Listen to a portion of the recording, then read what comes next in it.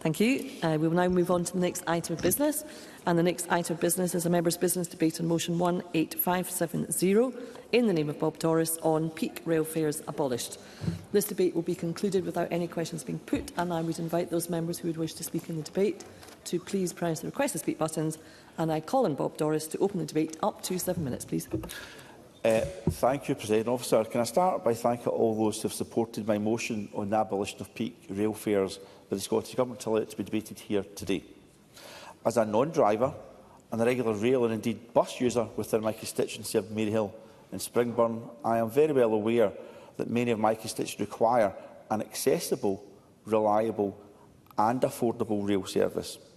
The abolition of peak rail fares by our SNP government sits at the heart of that ambition, although it is not the only aspect, something I will return to later. My local train station is Summerston. It sits on the Maryhill line.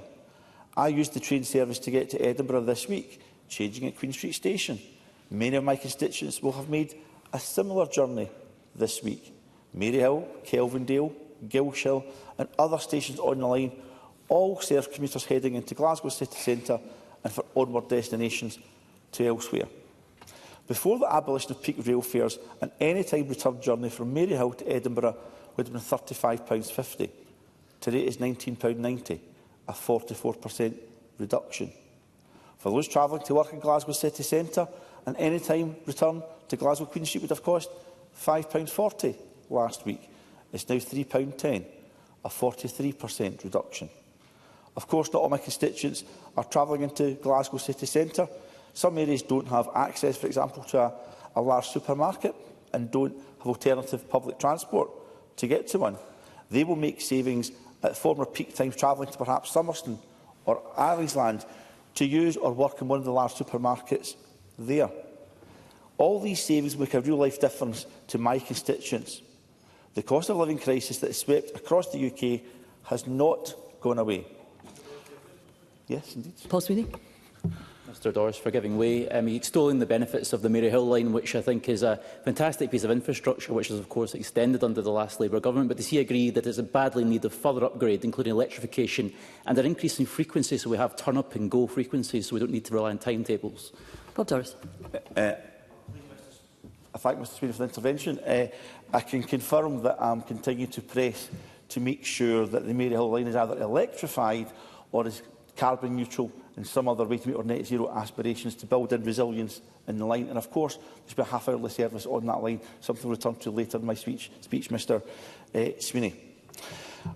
However, the measures taken by our Scottish Government has and continue to make a real difference for many in the face of a cost of living crisis. I will not reel off all those other policy initiatives, but needless to say, the abolition of peak rail fares by the Scottish Government is a key contribution to helping rail users during this cost of living crisis.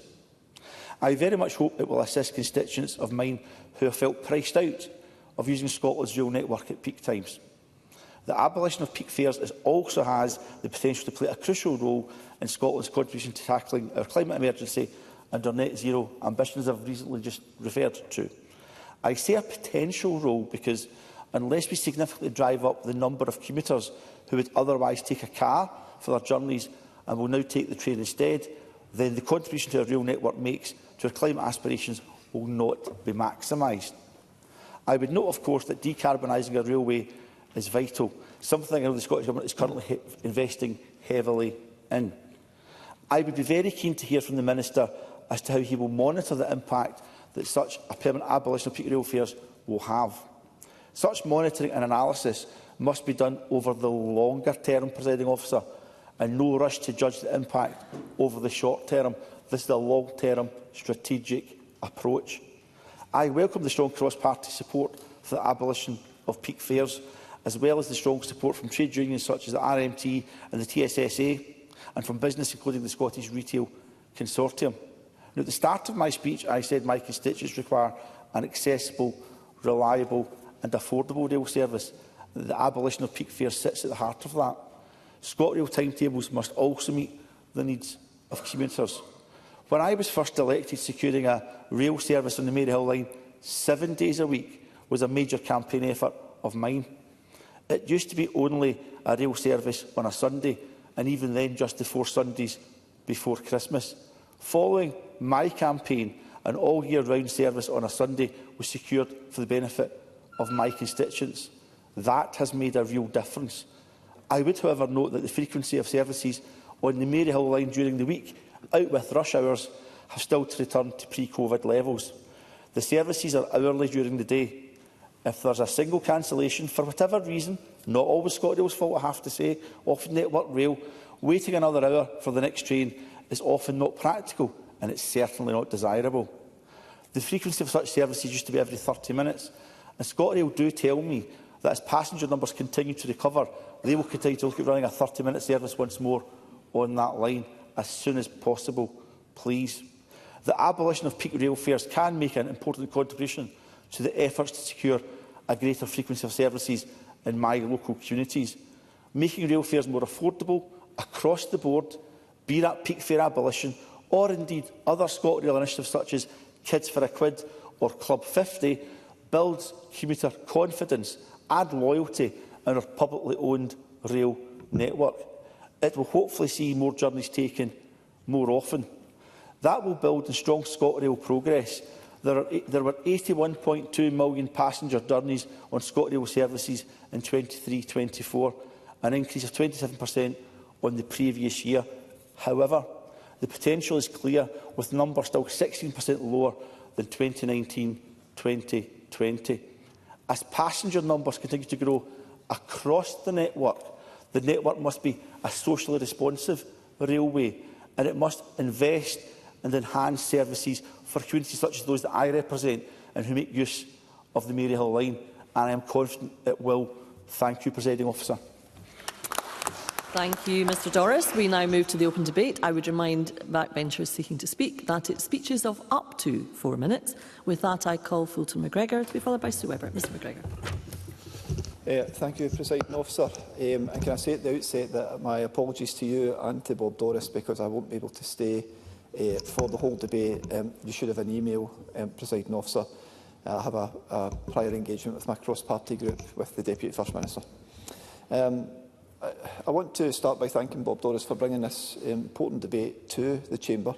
And one of the reasons, although having a prior appointment already in, is I was really keen to speak in this debate because it is a policy which impacts greatly on my constituency. The constituency of Coatbridge and Christen has no less than 9 very active train stations, and probably one of the most certainly in the central area of Scotland, and covering different lines to both of the main Glasgow to Edinburgh lines are included in that as well.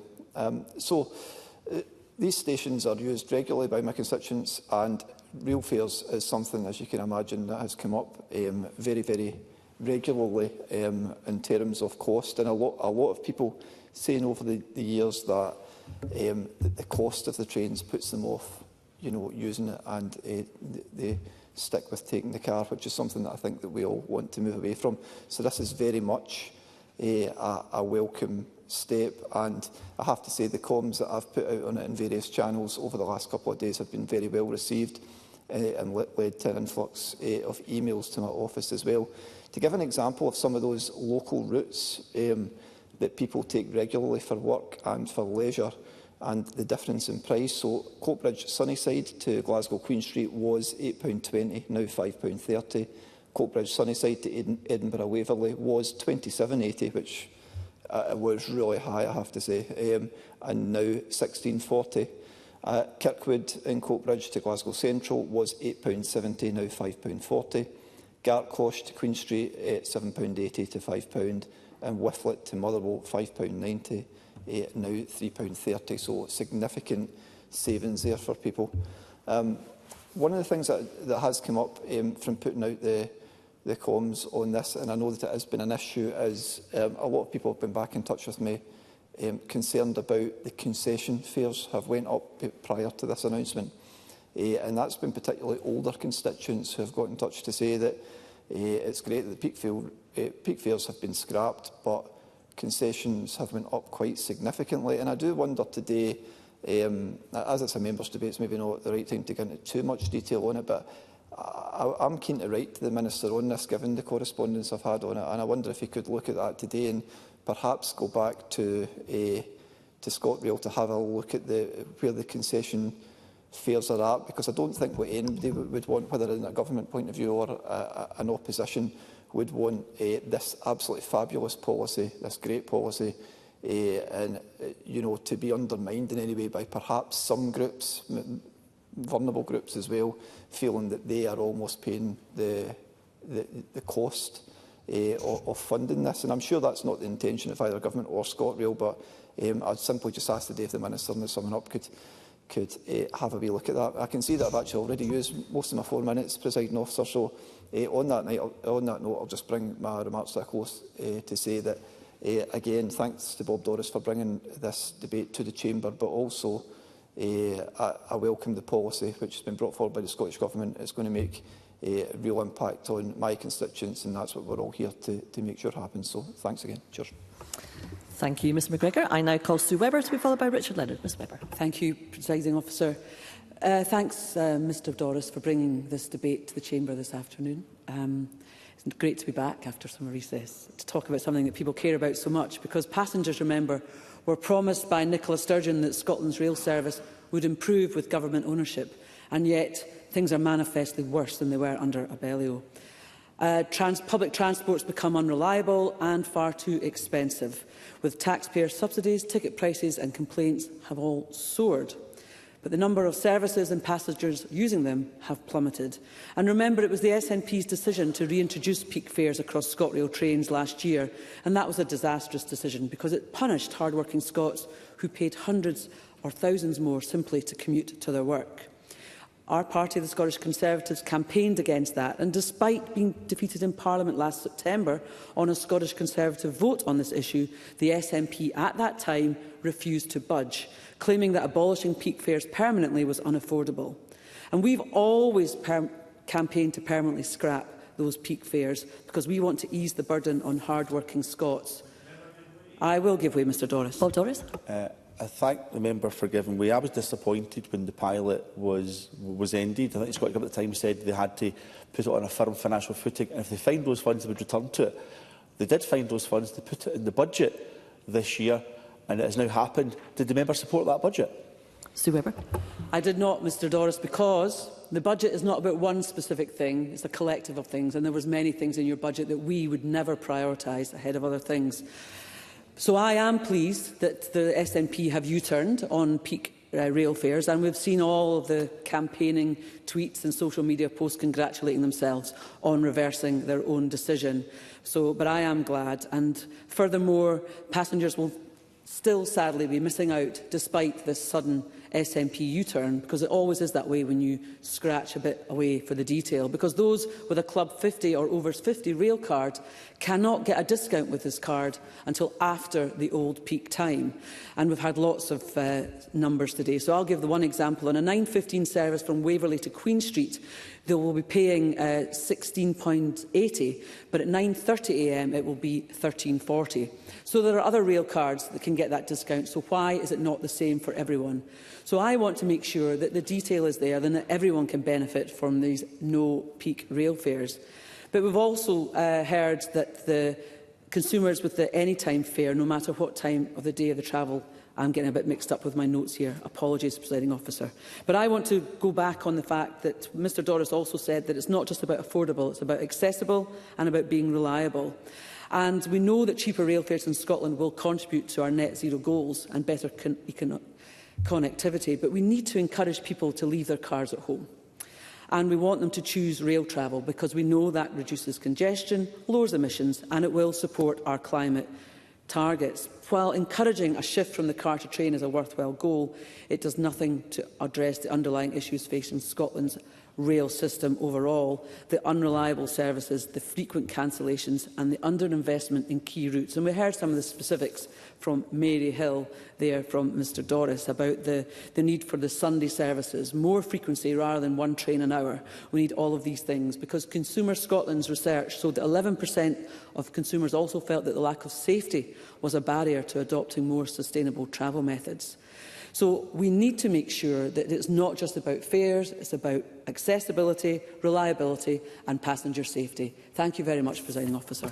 Thank you, Ms Webber. I now call Richard Leonard to be followed by Mark Ruskell. Mr Leonard. Thank you, Deputy Presiding Officer. And can I begin by declaring my interest as the convener of the RMT Scottish Parliamentary Group? And can I thank Bob Doris for tabling this motion? I know, like me, he is a regular passenger on the Glasgow to Edinburgh train, so maybe he should declare his interest too.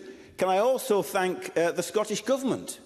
Because Abellio is gone, Serco is gone, and ScotRail is in public ownership. The Caledonian Sleeper is in public ownership.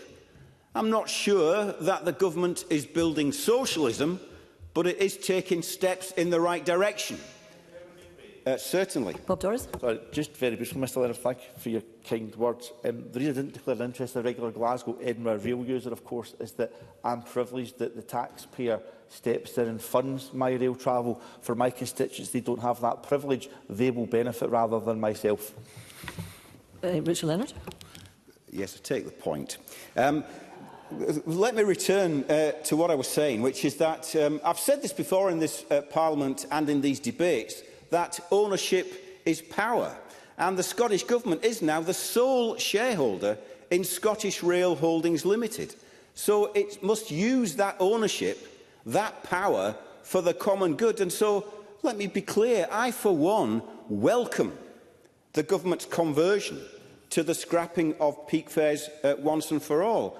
In my view, it is a victory for the RMT and for the other rail unions who have campaigned for it with tenacity and with banners bright, in the face of which the Scottish Government has maintained for the past year that it was only existing, undeserving, and so worse yet, middle-class ScotRail passengers on above-average earnings who gained from the scrapping of peak fares, when in fact it was a benefit to all workers travelling to and from their work, which by my definition is the working class.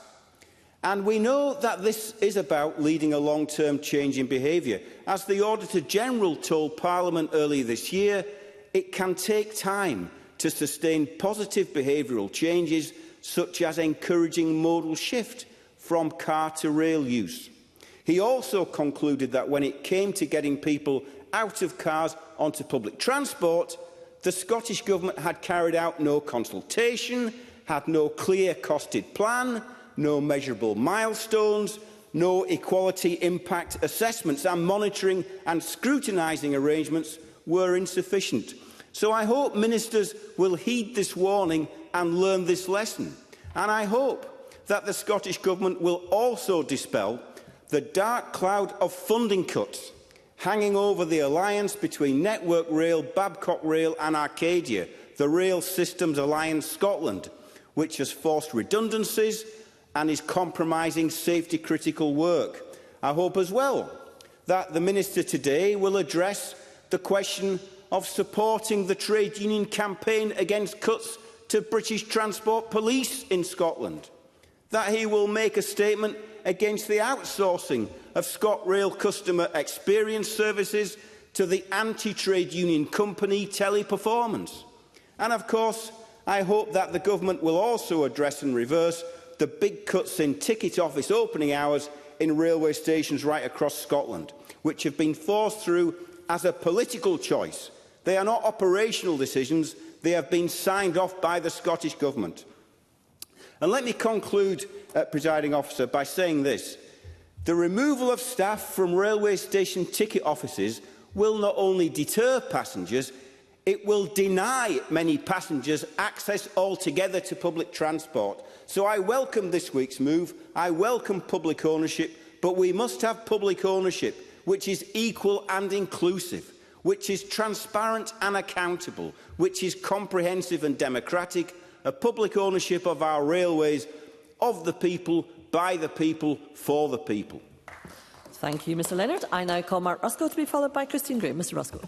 Thank you, Deputy Presiding Officer. Can I join members in thanking Bob Doris for securing this very timely debate? It echoes the debate that I led on the same topic in February, but I think we're now in much happier times on this issue, and I'm delighted, alongside my Scottish Green colleagues, the rail unions and commuters, that peak rail fares are now gone for good.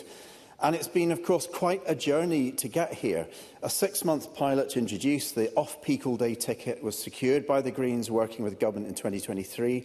It was then extended to 9 months before ending a year ago. Now it's back, and commuters are enjoying those savings once again. Scrapping peak rail fares is all about making travel cheaper and simpler at a time where many households are still struggling to make ends meet. Peak fares have always been a tax on workers who have no say in what time that they travel to work. And as the pre-COVID work pattern started to return in 2022, the absurdity of spending £30 a day to travel from Edinburgh to Glasgow hit home for many workers. Workers having to spend most of their morning's wages just to pay for their commute was never right. It was simply not credible to be running a nationalised rail service with fares set at such extortionate levels. It was just marginalising rail as an option only for the well-paid or those of us in this chamber that are on expenses. So that 9-month pilot did get results, nearly 7% increase in passenger numbers, an extra 4 million journeys by rail, half of which would have been otherwise taken by car. And with transport accounting for a third of Scottish carbon emissions, it was a win for the climate too. But clearly it needed time to bed in, to convince more people to make the switch. And of course, the magic of the railways is that they shrink Scotland. They make job options viable that would otherwise require people to move house or to sit in spirit-crushing traffic jams for hours on end every single day. And as a result, they help keep children in schools in the communities where they're settled. They allow people to choose between having one rather than 2 cars, or even no car at all. But that power of the railways to shrink Scotland only works if it's affordable. And it takes time for everyone to take stock of a big change like the scrapping of peak fares, to make choices about where to live, about what job to take in the future. So it will take time to bed in, and now the certainty has been given that peak rail fares are gone for good. It will enable more people to choose rail as a more attractive option to travel. So it's important now that those simple daily savings are understood better so people can make those choices. Perth to Glasgow, a popular fast commute by train, now £20 cheaper than the old peak price. Stirling to Edinburgh, another really busy commute, is the one that I take, down from nearly £20 to about £12 a day. So the introduction last year of better deals on passes was also welcome for those who were prepared to make a commitment to regular travel by rail. The passes were never a substitute for a cheaper flat fare that meets the demands of a post-COVID world. And I'll always remember the queue of people at Queen Street Station. I was in that queue on the day that peak fares were brought back in by this government. It was chaos, people confused and angry, having to upgrade tickets because they'd missed the off-peak by just a few minutes. That's gone now. Peak fares are gone. And I'm really pleased this government has listened to those passengers, listened to the rail unions who've been persistent in their campaigning on this issue, and the Scottish Greens have now ended peak fares for good. Thank you, Mr Ruskell. I call Christine Graham to be followed by Claire Baker. Ms Graham. Thank you very much, Deputy Presiding Officer. And I too congratulate Bob Doris on securing this debate. I'm delighted to speak, not only because I am a custodian, I jest, of the Borders Railway, but also because I just love trains. This is particularly useful as I'm terrified of flying, but I digress. The removal of peak time rail fares is brilliant, which makes it obviously so much the better choice for commuters either travelling to work or college, for example, and not just commuting out of the borders, but into the borders, where the cost of housing is much more reasonable than the city, and there are excellent schools. The story of the Borders Railway, which on 9 September celebrates its 10th birthday, is one of unmitigated success. The passenger numbers I'm about to give represent thousands of journeys off the Borders roads and reduced congestion into the city of Edinburgh. Here are just a few stats. Borders Railway footfall was nearly 2 million in 2019 to 20, significantly exceeding the initial projected 600,000 annual passengers, demonstrating a successful reintroduction of all rail services to the area after decades of local campaigning and failure of the union.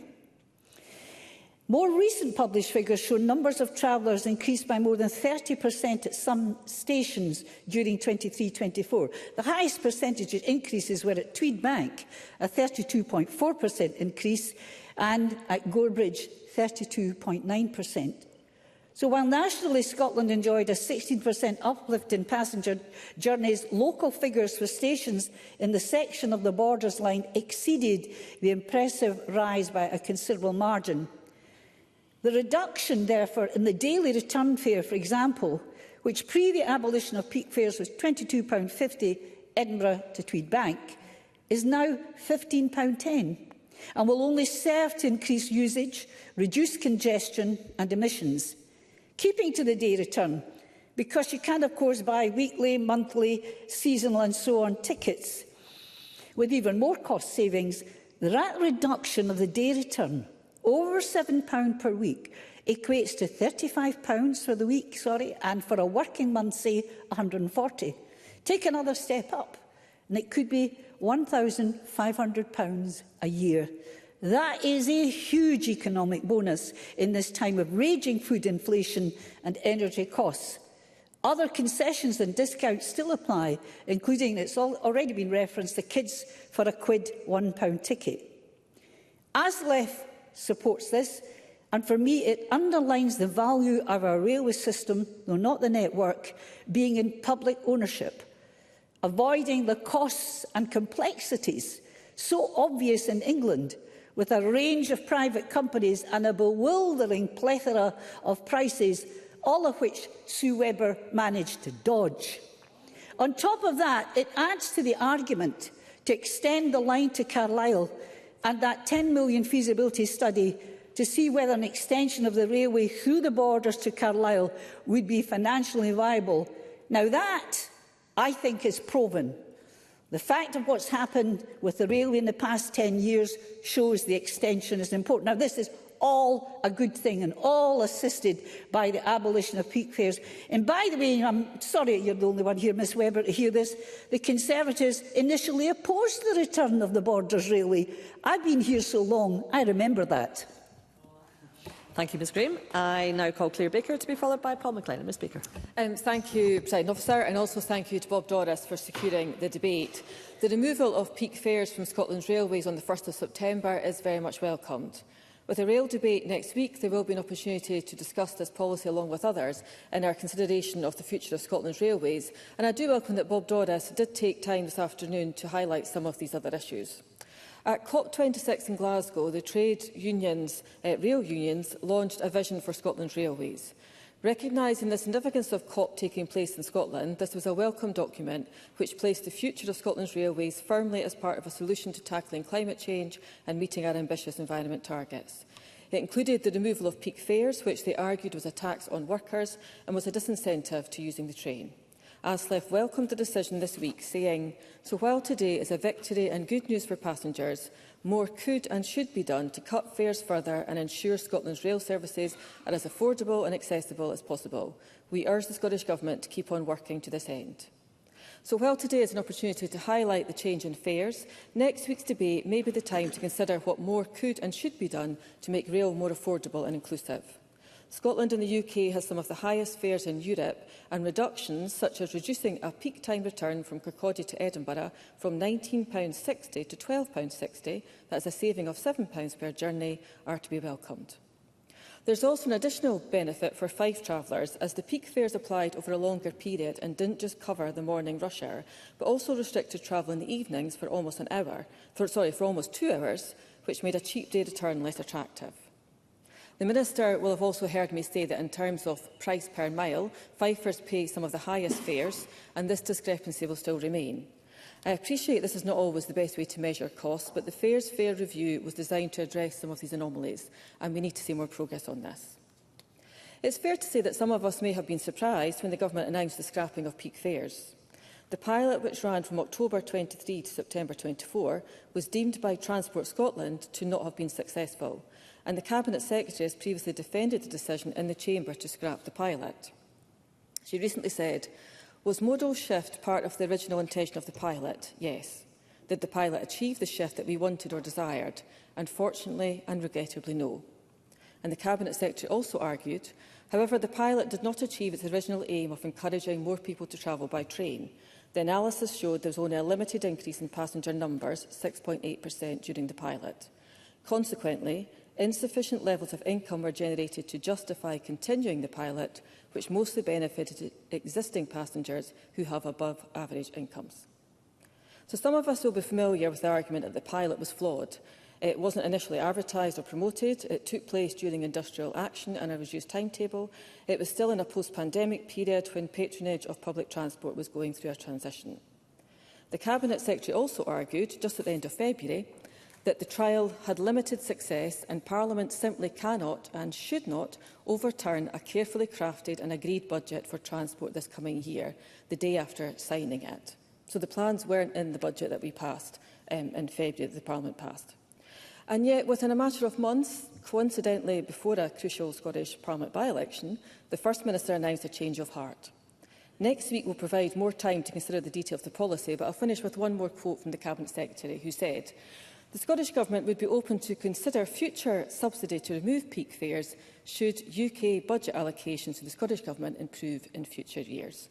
So, Presiding Officer, maybe it's the UK Government we have to thank for the First Minister's change of track. Thank you. Thank you, Ms Baker. And I now call Paul McLennan. Mr McLennan. Thank you, Presiding Officer. And can I thank Bob Doris for bringing this debate to the Chamber today. East Lothian has 7 rail stations: Dunbar, East Linton, Drem, Longniddry, Prestonpans, Wallingford and Musselburgh. I work very closely with RAGES, that's the Rail Action Group East of Scotland. This group was established in Dunbar in January 1999 and has now got around about 170 members. The aim of RAGES are to improve rail transport in East of Scotland with the aim of reducing social isolation, to promote rail transport as an essential element in an integrated transport system, serving all sections of the community, and I'll touch on that later on, and to promote rail as an environmentally friendly, sustainable and affordable mode of transport. That was in 1999 and things haven't changed. When I was elected as a councillor for the first time in 2007, one of my main objectives was to secure a rail station for the village of East Linton in my ward. With that in mind, I set up a steering group with councillors, MSPs, council officers, Sestran, ScotRail, Transport Scotland and Network Rail. Now, we met 4 transport ministers in the campaign as we pushed for a rail station.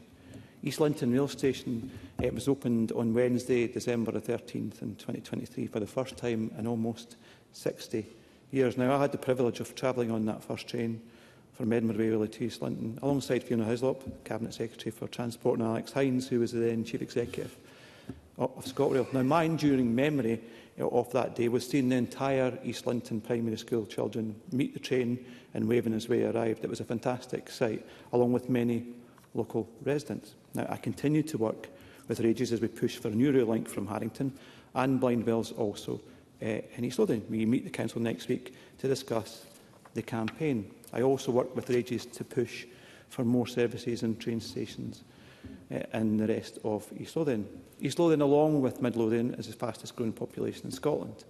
Blindwells, as I mentioned earlier, has the potential to be a new town in East Lothian, increasing the population of East Lothian between 25 and 33%. East Lothian has traditionally been a commuter belt for Edinburgh, but COVID changed travel patterns and is still continuing to change. Many people now work in East Lothian from home and travel in occasionally. East Lothian has an amazing tourism offering, and I think this is a really important part of the reduction in peak rail fares as well. According to figures from the Scottish Tourism Economic Activity Monitor, the tourism industry in East Lothian generated £379 million for the local economy in 2024. It noted also there was 1.56 million visitors to the county last year. That was a 9.5% increase from 2023 and 14% higher than pre-pandemic levels. Overnight stays saw a significant rise, with visitor numbers increasing by 20%. Overnight tours contributed more than 2 million stays, adding £311 million to the local economy. Day visitors also played a crucial role, accounting for 63% of all visits, generating £68 million. Now, we are fortunate enough to have the Scottish Open at the Nations Club near North Berwick and Fringe by the Sea in North Berwick have also boosted tourism. Many travel by rail. The abolition of peak rail fares from the 1st of September will see an anytime day return from North Berwick drop from £15.60 to £9.10, and an anytime day return from East Linton to Edinburgh will drop from £16.70 to £10 80. The decision to scrap peak rail fares will put more money in people's pockets in East Lothian. It will also drive forward tourism and support jobs in that sector. It will make travel by train more affordable and encourage more people to use sustainable public transport. Once again, it's a better deal for people because they live in Scotland. Thank you to the Scottish Government. Thank you, Presiding Officer. Thank you, Mr McLennan. I now invite Minister Jim Fairley to respond to the debate. Up to 7 minutes, please. Thank you very much, Presiding Officer. And firstly, I'd very much like to thank my colleague Bob Doris for bringing forward this debate on the abolition of peak fares from ScotRail services, because he has, in fact, he's done something that we in government are sometimes not good at doing, and that is celebrating the success and making sure that we let people know that we are taking steps that will help make the lives of the people of Scotland better under this SNP government. But he also asked about the monitoring of the programme. Now, we'll monitor it over a 3-year programme, but I'd point out that we have abolished peak rail fares for good. So we will look to see what's going to happen over that 3-year period, but those peak rail fares are gone. And I also want to congratulate Bob Doris, because he's got an exemplary record of standing up for his constituents in this chamber on a regular basis, and I really do commend him for it. Fulton McGregor raised the issue around concessions, and by all means I would encourage, despite the fact he's not here, I'd encourage Fulton McGregor to write to us. But a lot of the fares that he's talking about are local authorities and Transport Authority concessionary travel fares, but I'm happy to have a further discussion with him on that.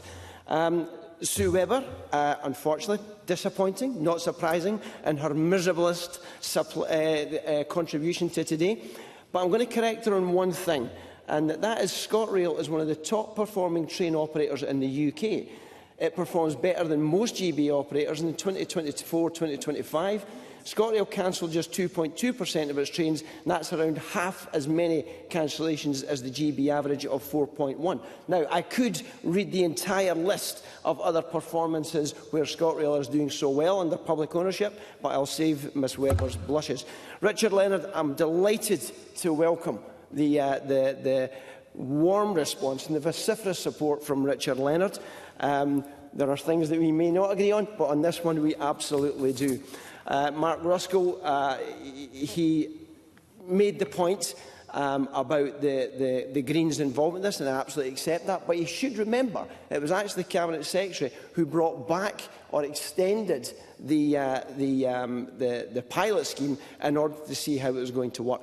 Christine Graham, she has pointed out that Mark Ruskell also talked about season tickets and the variety of ways.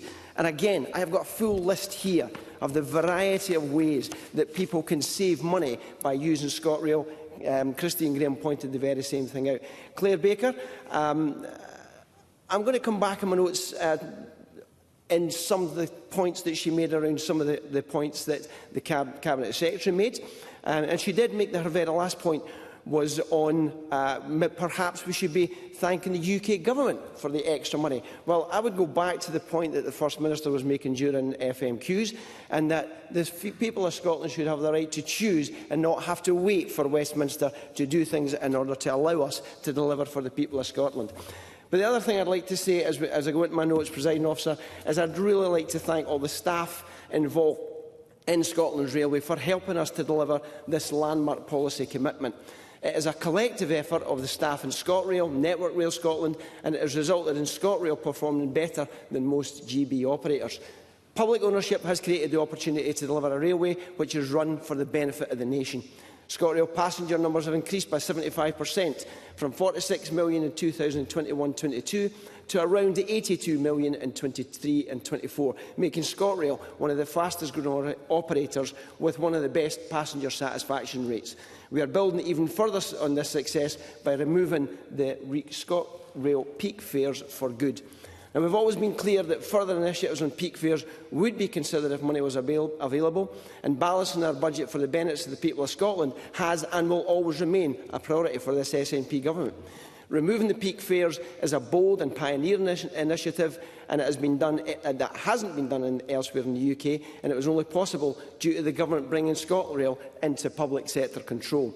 And I'm going to take this opportunity to applaud the unions for their role in helping the Scottish Government to deliver this pioneering policy, and for their collaboration, which demonstrates that working together allows us to achieve more. That's a further commitment of our desire to be able to do more and to create a railway that is run in the interests of the nation and for the benefit of passengers rather than shareholders. It's an ambitious move, such as scrapping peak fares from ScotRail services, shows exactly what we can achieve with a modern, efficient and sustainable publicly owned railway, and I again commend everyone who has partnered us in delivering it. Getting more people to travel by public transport is absolutely crucial in tackling our climate emergency. To do this, we need to make public transport more appealing, and removing peak fares will do exactly that. The pilot demonstrated that more people chose to travel by train when fares were removed, and by taking this step and providing certainty that peak fares are gone for good, we are confident that more people will take that opportunity to make sustainable long-term choices and choose public transport and make that public transport more sustainable. That, as a result, is a win-win for us all. Not only the decision to remove peak fares has taken a backdrop against it, it was taken against a backdrop of continuing global uncertainty, arguably a period of even greater economic uncertainty then than when the pilot was initially operated. And that has had an impact on the day-to-day lives of the people of Scotland. That is why it is vital that we as a government take direct action to reduce uncertainty and improve the lives of those living in Scotland. Permanently removing those peak fares will help many passengers cut down on travel costs. And that's this SNP government working hard for the people of Scotland. Now, I understand that folk thought that we had not done enough to promote the pilot removal of peak fares, so let's be clear.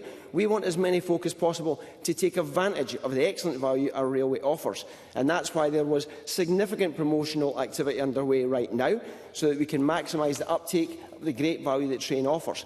And I am sure that many of you will encounter advertising, be that on television, radio or social media, spreading the message that peak fares are gone for good. Indeed, myself and almost every other SNP MSP were all over social media at the start of this week, highlighting the scrapping of peak rail fares with videos and memes, even handing out tickets at stations, letting commuters know that the SNP government had scrapped peak rail fares for good. Ironically, yes, I will... briefly, because the Minister is concluding. Mark Ruskell. Thank the Minister for giving way. I think this time last year, the Cabinet Secretary for Transport was talking about how the passes, the flexi passes and the season passes were going to be the way forward and were going to be the way to reduce costs. Was there any analysis on how successful has that been? And has that led to the government now to change its view by reintroducing the off-peak all day? Because I just thought that was the main kind of answer that the Cabinet Secretary had this time last year. Minister, and if you could bring your remarks to close, please. In the interest of brevity, I will continue what I was saying. The fact is we've taken the decision to scrap those peak rail fares, and that will get more people onto the public transport. As I said, myself and every other SNP MSP were all over social media last week, and in the interest of time, what I'll say is I'm very much looking forward to seeing every other member across the chamber celebrating the successful SNP policy and driving fares down for the people of Scotland. Thank you, Presiding Officer. Thank you, Minister. That concludes the debate, and I suspend this meeting until 2:30 p.m. Thank you.